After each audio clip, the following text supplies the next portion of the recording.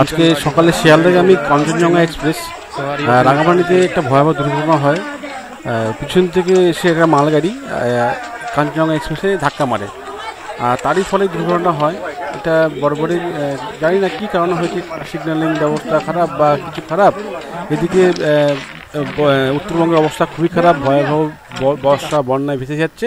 তার মধ্যে এরকম একটা দুর্ঘটনা খুবই দুর্ভাগ্যজনক আর কি।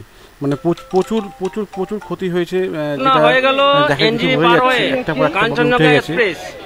যে লোকো পাইলট মালগাড়ি উনি স্পটেই মারা গেছেন আর কি।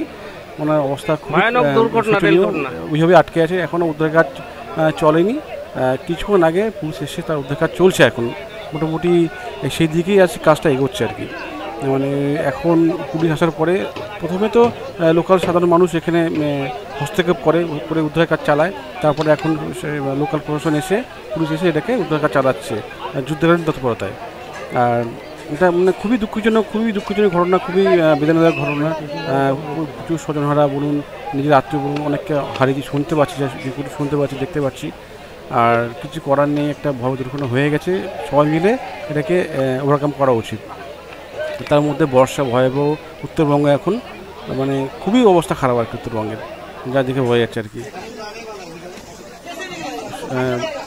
যাদের অবস্থা খারাপ হয়ে তাদেরকে অবশ্যই তাড়াতাড়ি হসপিটালে নিয়ে যাওয়া উচিত, আর তাদের চিকিৎসার ব্যবস্থা করা উচিত।